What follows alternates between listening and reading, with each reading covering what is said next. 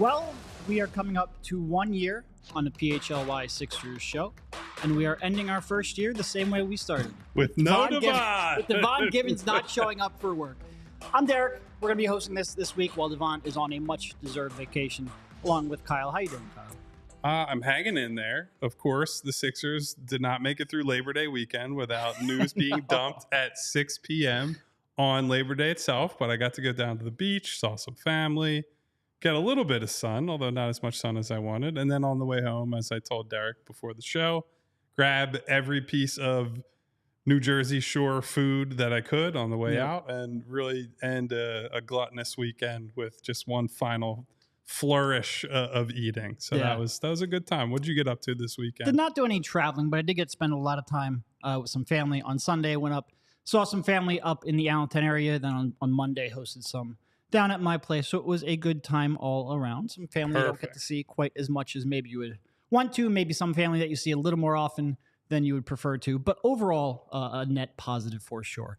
The news that Kyle mentioned, of course, is basically Camden looking to woo the Sixers into building their arena over across the river. That predictably elicits some strong reactions from Sixers fans. The latest report coming from Tom Bergeron, basically saying that they are going to offer 2 tax credits of upwards of $400 million each, or a potential of $400 million in tax credits. Kyle, I guess you've been all on top of this arena story. What are your initial thoughts, takeaways? Where's your mind at with this one? So I'll highlight a couple of things that I think are noteworthy, either for where I think things are going or how it would impact the customer, which in this case is the fans, people watching the show, people not watching the show, anybody who cares about the Sixers and enjoys going to their games. Which, if you're watching this show and you don't care about the Sixers, that would be we do have decision. Some people who are Knicks and Lakers fans who come in and troll from time to time, but by and large, this will impact people. Okay, so I'm going to go first place. I'll say the Sixers offered their own statement in this story to ROINJ.com, where they say the following, quote, "We have worked tirelessly for the past 5 years to build an arena in Philadelphia, and negotiations remain ongoing with city leadership regarding our proposal at Market East. The reality is we are running out of time to reach an agreement that will allow the Sixers to open our new home in time for the 2031-32 NBA season. As a result, we must take all potential options seriously, including this one." And so this, as far as I can recall, is the first time they've given a statement where they're like, hey, we really need to keep our options open. Up until, let's say, the last few weeks or so, they have publicly committed to the message of, we're building in Philadelphia. We're building in Philadelphia. David Edelman, in fact, has even said publicly on the record, we're not building anywhere else. We're building in Philadelphia. And so to at least open the door, it's not saying, hey, we're definitely building in Camden. It's not even saying, this is like the number one proposal that's out there. It's just them opening the door. But for them to do that is a noticeable departure from all of their previous messaging.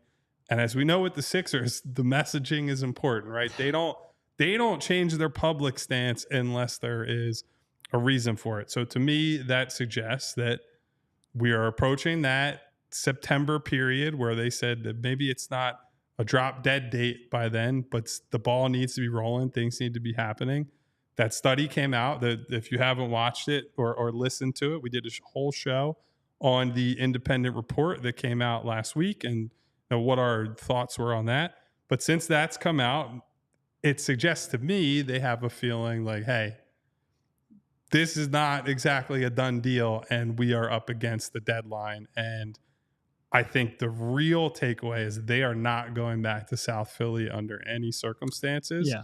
And that is why they have to keep entertaining something like this rather than saying, well, they're like kind of straddle the line and work both sides. Like if they were considering, hey, we'll go in 50-50 with Comcast and they're open to that type of arrangement, I don't think that they would give lip service to this. The fact that they're entertaining this idea says to me, South Philly's done, and now it's a matter of can they get the Market East deal done? Otherwise, they're looking somewhere else. Where that is, we don't exactly know yet. Yeah, I think there's a lot of, clearly South Philly and the Wells Fargo Center specifically, you can understand why that would be a no-go from Josh Harris and the Sixers perspective, from a revenue perspective, just from the fact that that arena, by the time that this is up, will be 40 years old. It's not a new arena anymore. It's not the greatest arena in the NBA, far from it. They should want their own arena. I don't begrudge them from that. And certainly, with how much uncertainty there is, you would expect that they will have a backup plan in place. It seems like they also want to apply a little bit of leverage here, and we can talk about whether or not it's a leverage play or whether or not they're actually like actively pursuing it. It's probably both. Like I said, you need a leverage play, but you also need a backup plan in case it doesn't go through. But this coming on the heels of the report does seem like, hey, all right, the data's out there. You can all read it. You can all process it. This needs to happen quickly. And it seems like almost as much as anything, the timeline is of an issue with them. And again, there's understandable reasons for that. Like their lease runs out, or their rental agreement runs out eventually. They want a new place to be there by the time that is over. So I don't, again, begrudge them from that. And it's a big, regardless of where it might go in, this would be a huge construction project. So this isn't something that they could wake up in like 2029 with their lease being up in 2030 and be like, we're just going to start this today, right? Like there has to be a lot of work done in the years ahead to get this done. It is, I do wonder whether or not they would go through with it if they had if it got approved in Market East. Do you still feel like that is where they would prefer to be? I do. I think so. There are a lot of layers to it, right? I think if we just look in Josh or try to look at through Josh Harris's perspective, I think you've said this on the show, Derek. I think they believe, and I believe this would be correct, the franchise will be more valuable with an arena in the city versus in Camden. Right. I think that's almost an undeniable fact. I mean, I'm sure somebody from New Jersey will watch this show and like argue that, but having that big property in Philadelphia versus like once you start making the concert arguments, for example, are you getting that same influx as we talked about the entertainment benefit of a second arena? Are you getting that same influx if the arena's in Camden rather than Center City? Like, I don't know. So there are a lot of downstream things for that. I do think though that at the end of the day, the organization understands the type of backlash that they would deal with from doing this. And there's some other things within this story from ROI NJ that are apparently included in New Jersey's proposal that I think are relevant to fans for, even if you're not, dead set against a Jersey arena. I think there's some things that need to be taken into consideration. For example, within the story, it says the governor's office aims to work with the legislature to enable the structuring of up to $500 million of special purpose bonds. Here's the important part: supported by fees and surcharges on tickets, concessions, and parking, meaning there will be no impact to New Jersey taxpayers to support the development of an arena. What that means in plain English, to stop New Jersey taxpayers from paying more for this arena through their taxes, which I think is a good thing. That would be a positive for New Jersey residents. Anybody who goes to a Sixers game is going to pay more for everything. So that means anyone from Pennsylvania, you're not actually benefiting from this. You're simply paying more to go to a game because they're trying to prevent New Jersey from paying state taxes. And so that's something that has to be considered going into all this. That has nothing to do with whether you want to drive over the bridge or if you're comfortable taking public transport. Like, that's a real financial component. Now, we don't know what that looks like per ticket, per drink, per hot dog or whatever. But $500 million, you don't recoup that overnight, right? That's a lot of things being bought between parking and whatnot. So that's something to take into consideration. I also don't think that the infrastructure is necessarily set up for this. So I looked at where the proposed site is supposed to be.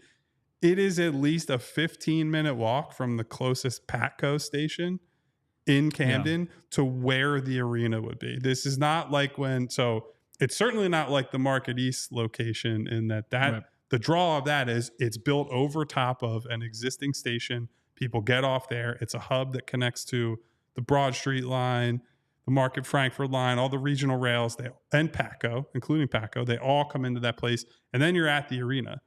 This is not the case for that, and it's an even worse setup than we have for Eagles, Flyers, Sixers, Phillies games right now, where you get off the subway and you're basically right there at the stadium. So that's an important thing to consider. And then if you're trying to turn it into, well, we want to build this and we want to have we want to revitalize a neighborhood, or we want to have, supporting infrastructure, supporting restaurants, businesses, things that will grow as a result of the arena being there.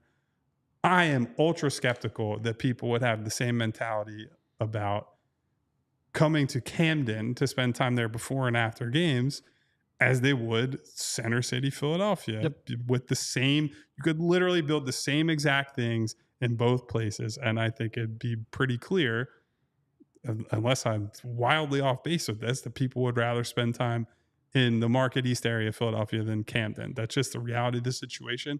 And I'm not sure I don't think that's a thing you can change by just building an arena. That's a thing that would take decades of continued development, continued change to that neighborhood and that area. That's a lot of work that has nothing to do with the Sixers, quite frankly. So I just think there are a lot of logistical concerns with Camden base level. And I think the Sixers recognize that. Whether they would take $800 million in tax incentives to build it and just say, we don't care about all that, I guess that's the $800 million question. I was about to say the $1 million question. No, that's way too more little. than that. Yeah. No, it really does seem like, outside of the tax breaks and outside of the fact that they will get the site approved, I don't see obviously, if you live in Jersey, and I'd love to see a breakdown of people that come to the Sixers games, how many from Jersey, how many from PA. Outside of the people that live in Jersey, it doesn't seem all that convenient for all that many people. Like you mentioned, probably not going to have as many people hanging out there as you would in Center City, Philly, but just commute. Like, I haven't been on Patco all that often, but it does not seem nearly as convenient from a travel Patco's perspective. good where they have stops and not can 15, travel, but they're not. walk. Yeah, you would have to build an entirely new station in order to justify this. So it really does. I hope, from my perspective, probably from a lot of people watching this perspective, that this is mostly a leverage play and that a stadium deal in Philly ends up happening. But it is, we're getting to the point where I think their frustration is pretty evident. Yeah, look, we've said on this show multiple times, I have said it myself, I don't believe in their heart of hearts they want to take the team out of Philadelphia for multiple reasons: financial, the PR backlash, all of that. But at the end of the day, the rubber's going to meet the road. They are leaving Wells Fargo Center. Yes. I think I'm not reporting that. I'm not telling you that the team is telling me that. I'm just looking at all the writing on the wall, everything that Comcast has said, all the ink that's been spilled at various media outlets, every single thing about this process put together. It just says they will not play in that arena past their lease, right? Like, they just do not believe in the Wells Fargo Center as a long-term home for an organization that right now is valued as a multi-billion-dollar organization. They're simply not going to go back and just be a tenant somewhere. And the Flyers or Comcast can say, oh, we'll go in 50-50 with you. But now that there's studies out there that's like just purely on the business side, now that that's out there, that it's like, yeah, Philadelphia can support two of these arenas. You can absolutely, it has the demand for concerts, for events, to bring in double the amount of entertainment every single year. When they've said parking will be manageable, when they've said it will help with jobs, it'll do all this. The Chinatown piece is real, and we talked about that at length last week. I'm hoping to have someone or someones on the show to get more into that in the future. But when they get all that information, they're not going to be satisfied with just like, we'll take half of what we can get in another arena. There's just if you're a business person, there's just no justification to do that. And I understand, whether it's from Chinatown or other people, anyone who says, hey, we don't need it, and I would like something else to be at that Market East location. Like, I think that's a fair thought, right? They wanted to put in a mall. The mall didn't work, but you'd like it to be something in an ideal world that's like it's valuable to the public. It's a big space, something that could revitalize that neighborhood. The Sixers are the only game in town right now. The only people standing there with a proposal saying, we're going to spend, $1.5 billion or whatever it is to actually build a project and then have things coming off of that. we have no idea what would come there otherwise. So I don't know. It seems silly to me that we've gotten to this point that the people can't sit down at a table and find something that works for all parties in some way, like give a little more in terms of the community rights or community benefits agreement, Chinatown, the sewage, some fears there. I don't know how you do that, but there are people who spend a lot more time on this than me, who have been spending months and months and months on that sort of thing. Figure something out, because I think the last thing most people want is for this team to leave the city of Philadelphia. It just does not feel right, and it hasn't felt right whenever the possibility has come up. I want to bring up that possibility and the fan reaction to the team possibly leaving, if that would be warranted or not. Before that, we do want to make sure we shout out a couple of our sponsors. First up, we want to tell you about an old friend here, Empire Today. If you're like me, home improvement projects are something that frequently look daunting, so you need something to make that task a little bit more manageable. And if flooring is something on your to-do list, Empire Today is a place that you want to turn to. With Empire Today, you get shop-at-home convenience, the right product for your needs, quick and professional installation, and a price match guarantee. Empire Today keeps shopping for floors simple with a curated product selection. Their philosophy is to help you find what you need, not to overwhelm you with thousands of choices and substitutes. What they leave out of their selection is as important as what they put in. Empire's product team exhaustively combs through thousands of product samples each year to find perfect styles. And Empire Today has a virtual floor designer, which is a great way to see how new floors will look in any space.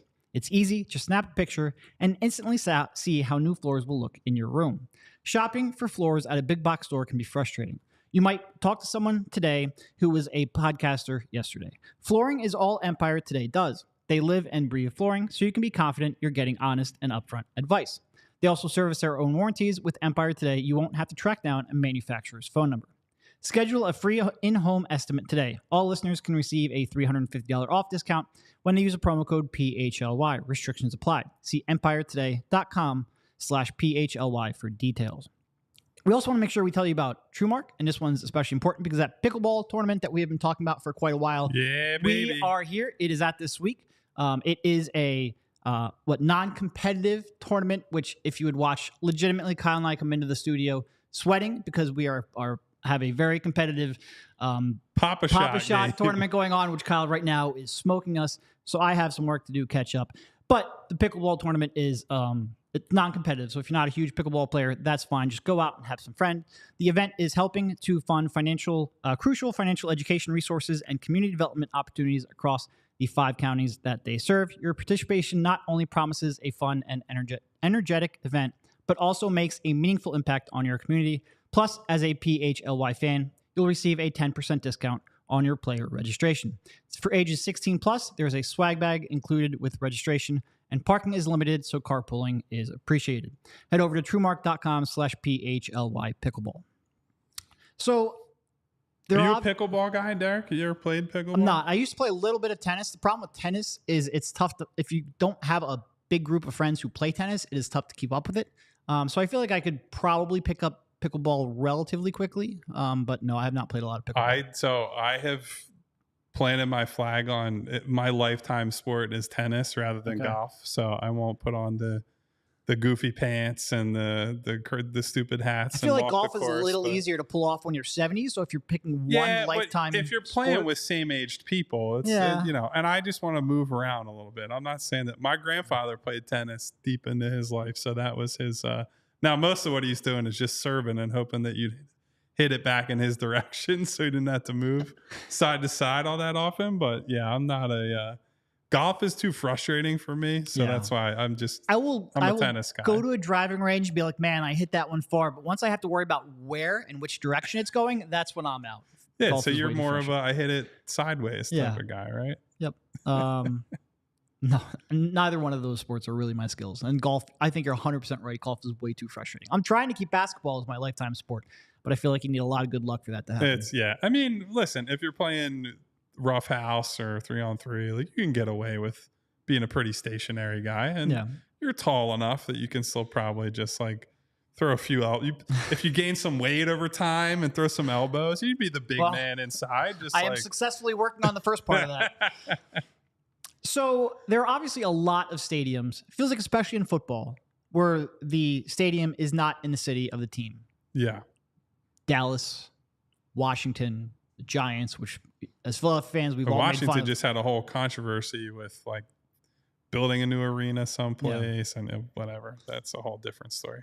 Are we making too big of a deal out of this as Philadelphia fans? Just like a downtown arena in general? Or just an arena in the city limits? Do you think this would be different if it was like a Philadelphia suburb, like a PA suburb, and not a Jersey? I do think just moving to Jersey itself, yes, I think that's part of why there's an immediate backlash to it. I don't think it would go over well if they were like the King of Prussia Sixers or right. the Conshohocken Sixers. Like, there's not an outcome where they leave Philadelphia and the people who live here feel great about it. The problem as it stands is that there are just so many competing groups, right? Like I've seen in our chat, I've certainly seen on Twitter and elsewhere from people who are like, nobody in the city supports this. Well, I know that's not true. There are some very prominent people who support it. And there are plenty of people that I'm either friends with or related to that are like, yeah, that would be cool to be able to just like walk there, who live in that neighborhood or live in adjacent neighborhoods and be able to have it be more accessible there. And there have been complaints about like Xfinity Live when it first opened by those stadiums. It was like, oh, cool. This is a cool novelty thing. You can come down and go here before a game, maybe after a game. But that being basically the only ticket in town down there means either you're a tailgating person and you do that, or you're an Xfinity Live person and you do that. Rarely do those crowds intersect. And so a Center City thing opens up just a lot of possibilities. Yeah. You could do touristy stuff, right? Within Center City or adjacent to Center City. You'd be in Old City and then have a nice meandering walk over to the arena. You could be going to bars and restaurants is the thing that gets proposed often, either before a game, before a concert, or after a game, after a concert, with very little inconvenience to you. And then you just hop right on Market East or wherever you need to go. And it's, fairly simple to get back to wherever you're from. So I think there are plenty of people who are on board with it. And I certainly understand why people are opposed, who either live there and don't want to deal with construction for 4 years, whatever it might be. If you're in Chinatown, you'll be impacted. But it's a very divisive issue because everyone is coming at it from a different perspective. And that goes to the South Philly thing too. I don't have the reverence for, hey, there's a million parking lots down here. Why would we ever want to move away from there? I think that's silly, right? Like I've been to arenas in other areas, whether it's football, basketball, baseball, whatever it is. And you can see like, oh yeah, they can have a cool culture built around that arena, no matter where it is or what it is. So I'm not like an evangelist on the South Philly complex, like, oh, we must pray to the Comcast parking lots type of deal. So yes, I do think that the Jersey part is specifically what people are upset about. But if it was moved to like Bucks County or wherever, people wouldn't be happy with that either. Anything that's different is always a hard sell. Yeah. It does seem like this one, there's a lot more. Then again, it's not like I've lived in other cities when they've moved outside of the city limits. But this one, like, Philadelphia's just built a little differently. And as much as Josh Harris doesn't want that to be the case, like, this will be his legacy if he goes through with this. Oh, 100%. Unless they win a title under his watch, this will be his defining legacy. And I'm just not sure if he's, I guess we'll find out if he's okay with that. Yeah. Like, $800 million is a great way to, let you deal with it. But I guess so. But like, look, at the end of the day, he's got so much money. At a certain point, you probably have to care about whether people like you, right? And not to make $800 million worth of decisions. Yeah. But if you're going to own a sports team, most of the fun of owning a sports team is like you win and people celebrate with you. It's not like, if people hate you and they're going to boo you every time they see you, which that might happen if they move this team out of Philadelphia, what's the actual value of going to games and like that's your thing? Now, if you were asking me, I would happily let every Sixers fan hate me if it gave me $800 million. But if you're asking Josh Harris, who $800 million is like what percentage of his net worth? It might be a completely different conversation. Yeah, no, look, I think And I do think Josh Harris cares about that. Like, I think he cares about his legacy. I think he cares about being viewed as someone who's giving the team the resources and the chance to compete. Like I said, I hope that this is just sort of like I don't want to say an idle threat because it has to be a backup plan if you don't eventually get something approved in Philadelphia. But I hope at this point, or at least the leak of it right now, or the converse, not the leak because it's pretty public from Camden's perspective, but this coming out right now is largely to, hey, look, it's sort of like Daryl Morey in the summer when he's remember when we came away from this post-draft press conference, we're like, that may have just been a big smoke signal to Paul George and Jimmy Butler. If you don't like your situation, we're right here. That's basically what Camden is doing. Hopefully that's enough to grease the wheels and keep the team in the Philadelphia city limits. But I just hope he knows what's in store for him if it's not. Yeah, like this is true of big groups of people in general, but I think you would be wise to keep in mind Philadelphia is not a city that generally likes to change, partially because there are a lot of neighborhoods that have had some kind of like proud history, right? There's the Italian market section. There's Chinatown, which is obviously that's at the center of this whole debate, right? Where it has this heritage and this history. It's like, oh, you're going to come in and change things? No, we don't want that. We have known what works for us, what's good for us for a long time.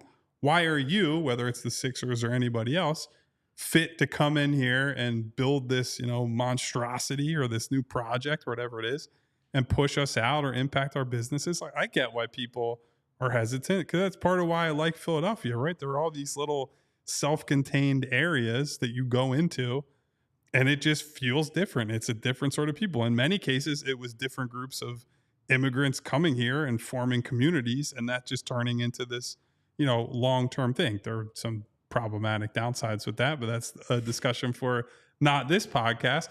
But people don't want to change, right? Like it's hard to get people to change what they like about freaking like jerseys, right? Like, oh, how dare they change the lettering on something or the drop shadow, let alone like I've been going to Sixers games and Eagles games and whatever for 30 years, parking in the same place, going to the same arena. It's about changing people's habits, and people don't want to change their habits, myself included. I eat like the same breakfast basically every day, let alone, paying lots of money to do so. So people are resistant to change, and that's really the battle the Sixers would be facing to sell them on leaving Philadelphia, but certainly going to Jersey. It's the biggest reason I'm skeptical they'd actually do it because I think they know that. I don't think they're stupid enough to be like, well, there's no backlash. Yeah. There's no consequence if we take this team out of Philly. I could see Josh Harris being a little bit oblivious, but there's certainly people underneath him that would be telling him there will be huge backlash to this. Absolutely. Yeah. Absolutely. Like every time it's brought up, there's an immediate, why the hell would you do that?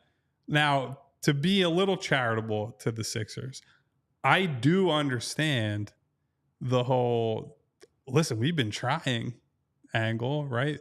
If you look at, and I actually did not know this until the last week or so as all these studies and whatnot have come up.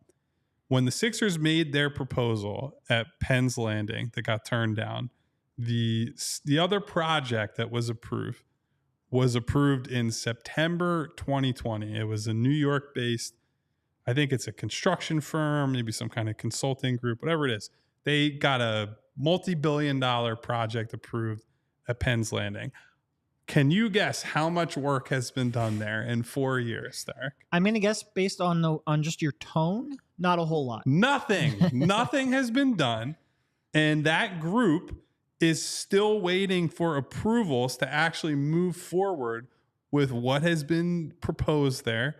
There have been statements given about, there have been financial hardships over the last 4 years.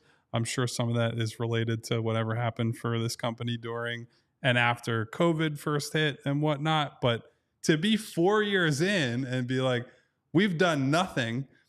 Sixers got turned down there. Now they're at this place at Market East where that mall has failed miserably during that same time frame. The Sixers are offering to put something in there.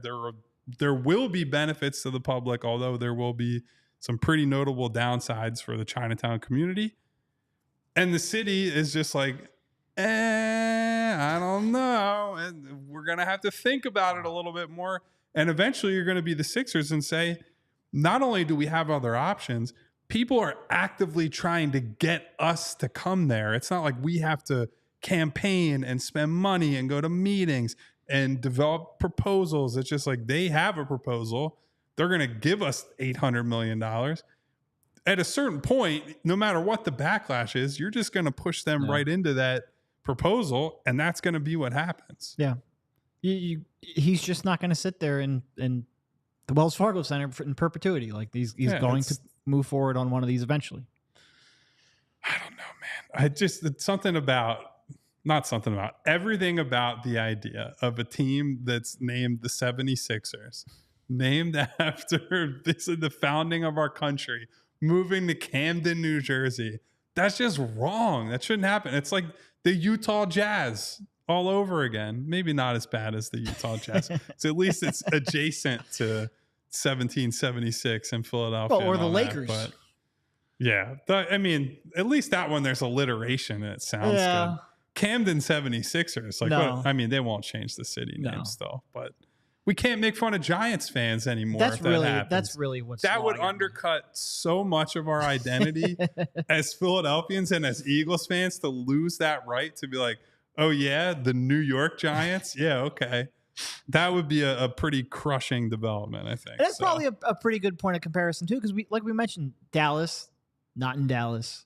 There's a whole bunch of teams that don't play in the city, but they're in a different state. And that makes it even more, we can't ridiculous. Be like those other bozos, man. We're supposed to be America's birthplace, right? All this other stuff. Save the 76ers from leaving, everyone. I don't know. I don't even feel like I've been so on the middle on most of this because I live in a spot in Philadelphia where I could pretty easily take the Broad Street line to either one. It's not like it's pretty easy for me to get to the current arena. I can drive there. I also would find it pretty easy to get to the proposed site at the new arena. You make me go to Camden. My life gets so much worse. And as we always remind everyone on this show, it's all about us. We root for us before anyone else on the Sixers or elsewhere. Already makes us go to Camden a bunch. If you add on top of that, you're not getting good press coverage. And like I had someone on Twitter say to me like, "Oh, you're that worried about a $6 toll?" It's like, no, it's not the toll. It's annoying. I don't want to drive over the bridge because we have to come here. It's not like I could say, hey, I'm moving to New Jersey and we're there. Right. Our offices are here. We're in Philadelphia. So then, it's just a dilemma no matter what happens. Assuming that this company lasts and stays here for another 8 years, the Market East would be really convenient for us. So selfishly. It would be excellent. Yeah. So I don't know. Well, I can't believe we've spent so much time talking about arena in the last week. Like 2 of these stories. Well, things are, at least, here's the thing. At least things are moving, right? I think there's a lot of arguments happening in June, July between Comcast going on different podcasts or giving different interviews. And then David Edelman and some of the other members of the Sixers Brain Trust are, saying stuff. But it was really just a lot of, nothing to see right now. We got to wait. Well, now things are moving. So I'm hopeful. Yeah. I listened to Councilman Mark Squilla was on WHYY's show in Studio 2, and he talked pretty openly about all this. It does sound like we should get a resolution in, let's call it the next month or two. Good. And boy, I would love to stop talking about this being a proposal and just have some sort of finality to what is happening. I would also love to not have to think about a Camden future, but guess we'll see. Agreed. What else we have on the agenda, Derek? Well, should we talk about a couple of our friends? Should talk about a couple of our friends and maybe some friends from our Die Hard program. That's probably true. Yep. Well, we have a new friend to tell you about on the show today, guys. I have to tell you about a game-changing product you have to use before a night out with drinks. It's called Z-Biotics Pre-Alcohol. Where were you when we were in Vegas? Oof. We're going to get there. We have a story to tell here. Let's face it, guys. After a night with drinks, I'm in my 30s now. I don't bounce back the next day like I used to. So I have to make a choice. I either have a great night or a great next day. That's most of the time I have chosen the great night. Let's put it that way. That is until I found Z-Biotics Pre-Alcohol. I gave pre-alcohol a try from Z-Biotics when we returned from Las Vegas, Derek, because we went through a lot while we were out in the state of Nevada. We were there for 8 days, had a few late nights, a few too many occasions of choosing chill. So when I came home, I discovered this drink recently called a Batanga. Before I had my first one on a Friday night, you would not believe how on top of my game I felt the next day after taking my Z-Biotics pre-alcohol, but also after having quite a few Coca-Cola, lime juice, and tequila drinks that normally that would knock you on your butt the next day. So guys, there are lots of events in your life, vacations, weddings, birthdays, reunions. There's a lot going on that you don't want to have to think too much about what you're doing at that. You just want to have a good time. So get the most out of your summer, but also the seasons ahead by stocking up on Z-Biotics pre-alcohol. Go to zbiotics.com/PHLY Sixers to get 15% off your first order when you use PHLY Sixers at checkout. Pre-alcohol is backed with 100% money back guarantee. So if you're unsatisfied for any reason, they'll refund your money, no questions asked. Head to zbiotics.com/PHLY Sixers. Use the code PHLY Sixers at checkout for 15% off. Thank you, Z-Biotics, for sponsoring this episode and all of our good times, at least most of our good times. Another friend that you guys have heard about that helps sponsor our good times, that's the good people with Rugged Road. Rugged Road is dedicated to creating innovative and durable outdoor gear for adventurers like Derek Bodner who demand the best. Their products are designed with the highest quality materials and craftsmanship. They have some unique features to go with that, guys. Rugged Road coolers float upright always, so you never lose a drink. So if you're out on a lake, you're out on a river, you go. I wouldn't recommend going in the ocean with a cooler, but if you're that type of person that has an adventurous and wild spirit, they have a lightweight design and they're so floatable that you can take them basically anywhere. Rugged Road coolers are incredibly light, so you can transport them on any trip without compromising your performance, whether you're loading a car, whatever you're doing, however you got to get it there.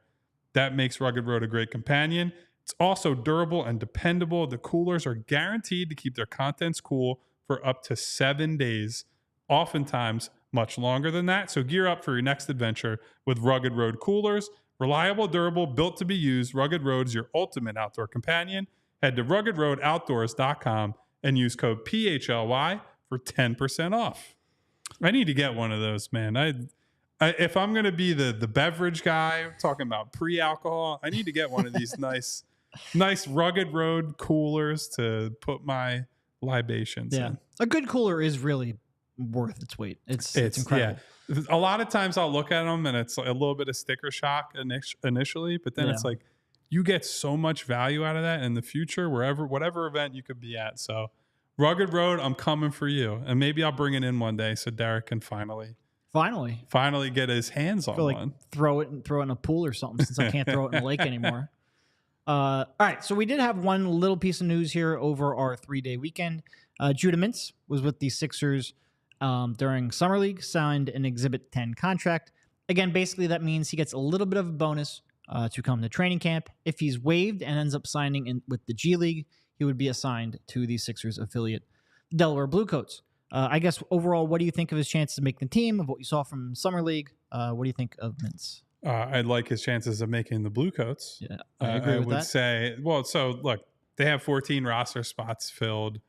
We all believe on this show they're not going to fill that 15th one, at least early in the season. I think later on in the year, could certainly see that happening, depending on trades and whatnot. So I think that he's very clearly a camp guy. He's coming in. He'll get that extra bonus for going down to the G League team.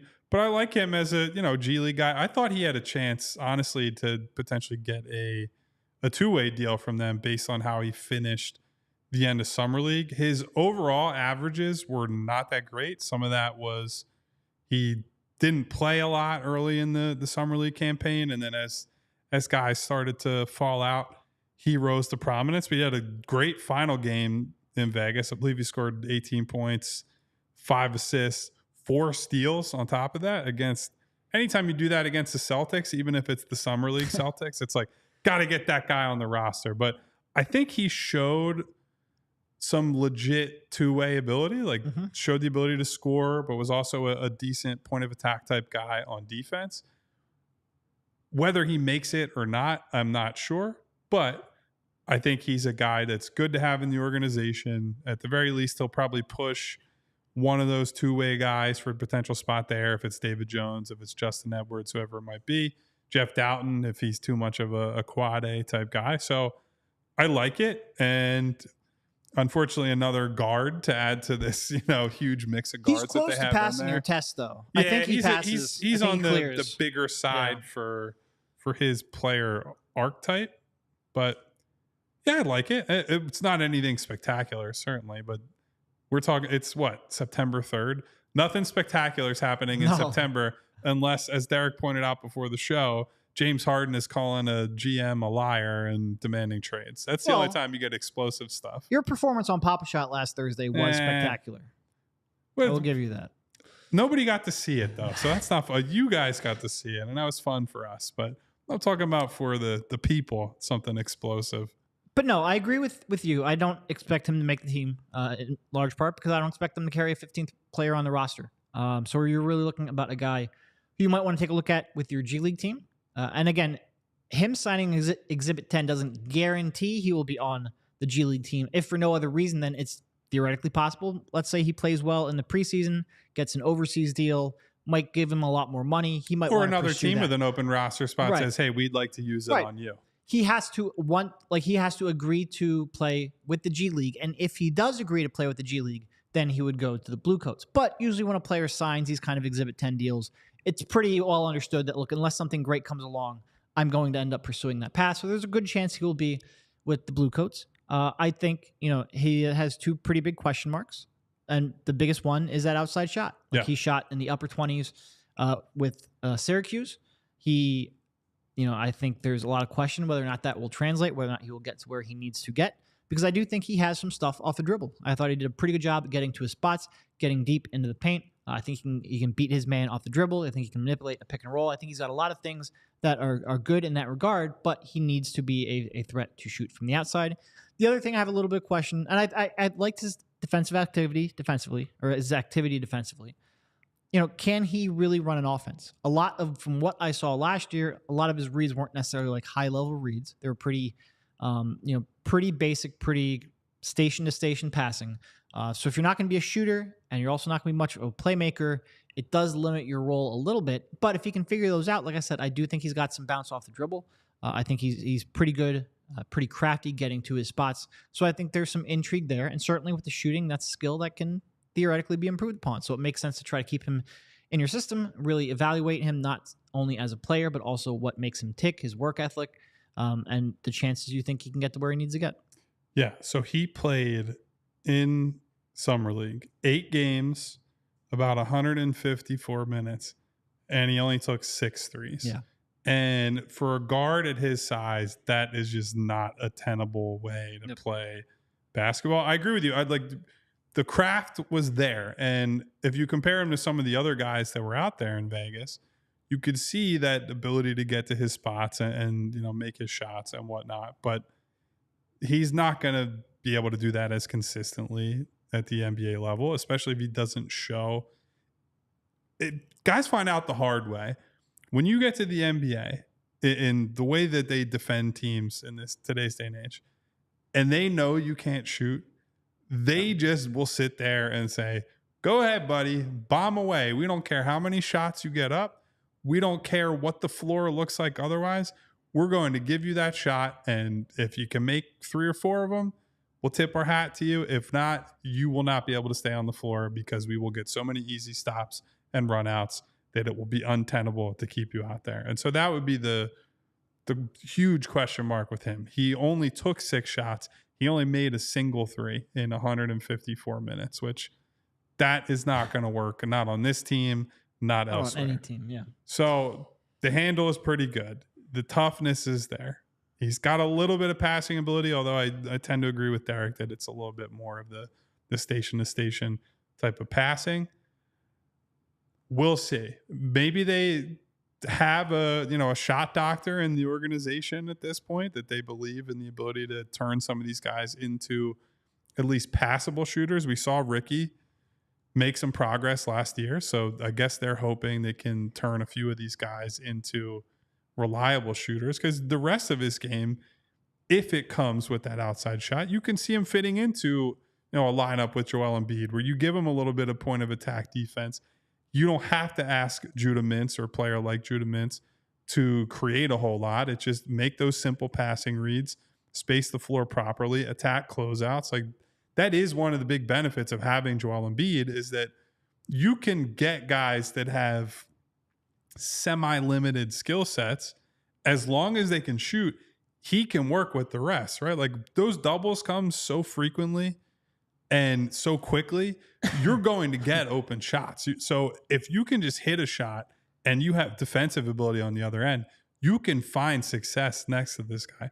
Unfortunately, they haven't found a lot of guys that necessarily take the most advantage of that. Kyle Lowry, we're hoping, can have another good low-minute role this year. I think really the long-term hope is that Jared McCain is that type of guy that's like, he's not the dynamic on-ball guy, but can be the floor spacer, can be the point of attack defender, help out with rebounding, whatnot. So hoping for the best for Judah Mintz, but my guess would be either he parlays this into a deal overseas or with another team on a two-way, or he spends quite a bit of time in Delaware this year. Yeah. No, I mean, I sort of like, I like a lot about his skill set. I like how good he is at getting to the line. It's just that shot's got to come around. Max Fiedler, that was something that was reported a while ago, but I think it just became official. Same thing, Exhibit 10. I have no real hopes or aspirations that he will make any kind of a long-term imprint, but he is signed there as well. I think that's probably the end of our catching up on the news. Yeah, not a whole lot of news out there. And frankly, Max Fiedler, I don't have much feedback on relative to Judah Mintz. I won't sit here and say I watched Rice play. No, and I like I like big men who have a good passing skill set. Yeah. But if you can't draw a double team and you're not a threat to score, then it doesn't really make all that much of a difference. If Judah Mintz makes a team, does it say anything about the Sixers arena plans? Call us now. No, I guess so. Where are you, Derek? I feel like I don't have a good handle on where you're at on all this arena stuff. If you lean in any specific direction on whether something should get done, whether it will get done. I think last week we were all of the belief, hey, we think it'll get built at Market East. And now this is throwing a little bit of a wrench into at least the will it happen part for me. I still probably think, and look, this is mostly just gut and a little bit of tea leaf reading. A lot of guessing. Whole bunch of nonsense. Like, billionaire is going to billionaire. I don't really know. My guess would still be that it gets done in Market East. I think that would be their priority. I think that's where it makes the most sense for the city and for the fan base. There are some hurdles to overcome there, and I think we're seeing that. But if Camden is just going to throw tax break after tax break after tax break at them, at some point Josh Harris is a businessman. We can make the argument that will be offset by valuation of the franchise. But now we're starting to get to a point where I'm speaking a little bit outside of my comfort zone because I truthfully don't know all the financial ramifications of what's going to drive that and if it's going to drive valuation enough to offset those tax breaks. But no, I still probably lean Market East. I don't know. Like, if I was setting a percentage, I'd go above 50-50. Would I go 75? Would I go 80? I truthfully don't know. I think probably part of the reason that you don't have a great gauge on where I'm at on this is because I probably don't have a great gauge on where I am on this. So how the hell would you? But yeah, honestly, I just want it to be settled so we can. Well, the real question is, how would it be better or worse for your commute? It would, since it's all about us at the end of the day. It would probably be better to be in Market East. Probably, especially. Do you think you would take the train more? No, but see, we have to get there so early anyway that we don't really hit the traffic, so I don't have to worry about that traffic, which is something I'm lucky on. Don't have to worry about parking either. Another great benefit of being a sports. I wonder if they'll have a media parking set up for us at Market. I don't know. Maybe I'll have to. That's the investigating we really need to do. Wherever how does this you'll impact give me, yes, us? If you can give me a private lot, I will sign off for Camden. No, I'm kidding. I don't care that much, but bribery helps. Bribery always helps. What's the line in Old School where Jeremy Piven's character gets like accused of blackmail and he goes, yeah, I know how blackmail works. I do it all the time. Not saying anybody here is using blackmail, just to be clear, but if anyone wants to bribe us. No, I think either one wouldn't be all that different in terms of me, but like I said, we don't have to necessarily deal with the traffic and all that nonsense. I just want to see it resolved, and I do want it in Philly, mostly because I think fans would prefer it in Philly. Yeah, well, and understandably so, right? If you're going to, as I was saying earlier, reroute or change people's habits, you want to do it in a way that's least damaging or that's like the least transformative to that day-to-day process. Once it turns into you're going to New Jersey, that's just a completely different can of worms. And I do think that the Patco thing is a much bigger deal than people realize. Like, part of the reason the Market East proposal is such a, for the people who are on that side or like, I want Market East to happen, the part of the reason they're so strongly in support of it is, yes, you probably need to do some building out of the station there and so on, but the station itself already exists. It's basically just, you're going to have to update some things. Right. You're going to have to look into, all right, when do we need to service it more? When do we need to have more trains coming in and out? Otherwise, the station exists. There is no station at the, so now this would be more in the like Jersey taxpayer situation type thing. But Jersey taxpayers more than likely would have to subsidize the building of another station at this new location because it is not close to the existing things. And so if you don't do that, then you have the situation where almost everyone will be driving to the game, and that creates a whole different problem for people leaving that potential arena in New Jersey. I don't know how you get around that. I will say, if the arena had been in Camden, we might not have gotten Jerry Colangelo. How does that? You're gonna have to play that one out for me. Well, because then Jahlil Okafor wouldn't have had to go 105 over the Ben Franklin after the game. That was sort of like the last straw. I'm just saying, it might have helped Jahlil Okafor. Wow, real butterfly effect. And in moment. which case, it might have helped the Sixers long term. Yeah, but then we might have to live in New Jersey. Have you ever thought about that? I'm not moving to New Jersey. That's what I'm saying. Standards, I don't want to be in Jersey. Happening. No, like a couple of my college roommates are from Jersey. I have friends from Jersey. I'm not like an anti-Jersey guy. I don't want to live there. That's you guys stay over there and enjoy your South Jersey, whatever's going on over there. I like being in the city. I'm not anti-Jersey. I just have no interest in ever living there. No, I mean, I was in Jersey this past weekend. I was down at the beach, and it's nice to be there for a weekend, but I have my home in Philadelphia, and I would like to keep it there, and I'd like to not drive across the bridge. That would be... I'm trying to think. How many times do we go over the bridge now a year, do you think? 40, 50? Yeah, I was thinking 30 to 40, but yeah. So we would double... Actually, more than that, because you get 41 home games, every home playoff game, which maybe you only get like 4 of those, but even still, that's a lot. You're getting up close to 100 times driving to New Jersey a year. That's a lot of Jersey in my life. That's a lot of New Jersey. And again, we love our people from New Jersey, but as a Pennsylvania and Philadelphia resident, it's like, I do like to keep my Jersey trips limited if I can. Yeah. I live somewhere for a reason. Agreed. So did the Six. Again, the name is the 76ers. How do you justify what would you want to take the Camden River Sharks name? Is that there? No, I don't.